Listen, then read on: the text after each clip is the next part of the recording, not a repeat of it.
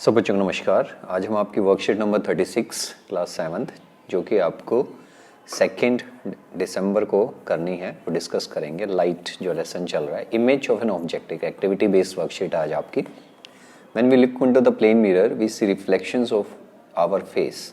It is called image of our face. In this case our face is the object and the reflection of the face is the image. आप देख सकते हैं कि ये आप खड़े हैं जैसे और ये सामने दिख रहे हैं। So what you have to do, place a lighted candle in front of a plane mirror. एक plane mirror के सामने यहाँ पे candle रखनी है. In this case the candle is the object and the reflection of the candle is seen in the mirror.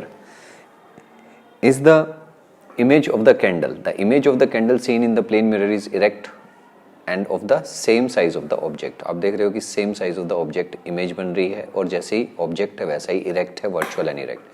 If we put a screen behind the plane mirror, अगर हम इसके पीछे एक स्क्रीन लगा देते हैं, will we not see anything? Because there are no light rays behind the mirror. Actual में हो क्या रहा है कि लाइट रेज तो यहीं से टकरा के बाहर जा रही है, अंदर कुछ नहीं जा रहा है, तो हमें खाली इमेज ऐसे वर्चुअल फॉर्म में आभास हो रही है.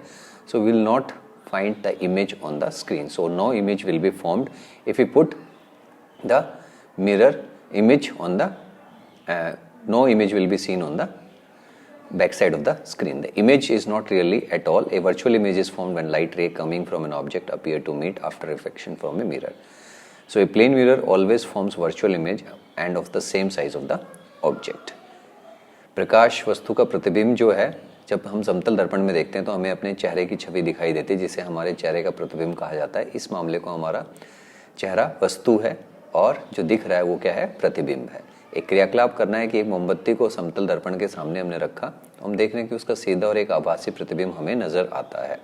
अगर हम उसके पीछे एक दर्पण लगा देंगे तो कुछ भी नहीं दिखाई देगा, क्योंकि समतल दर्पण के पीछे कोई प्रकाश नहीं, वास्तव में छवि वहाँ बिल्कुल नहीं है. एक आभासी प्रतिबिंब तब बनता है जब किसी वस्तु में आने वाली किरणें दर्पण से परावर्तन के बाद मिलती हुई नजर आती हैं, जब वो वहाँ से परावर्तित होती हैं. तो इसी के आधार पर आपको ये क्वेश्चन आंसर्स करने हैं.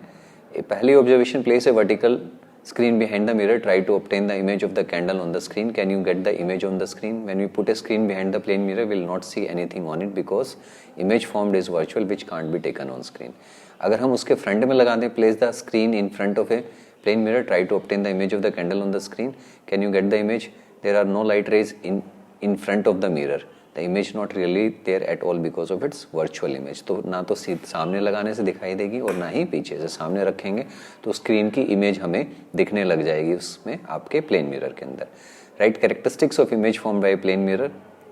Plane mirror always form virtual image and same size of the image object, and third you can write always erect also. So these are the same size, virtual and erect. 3 points are there.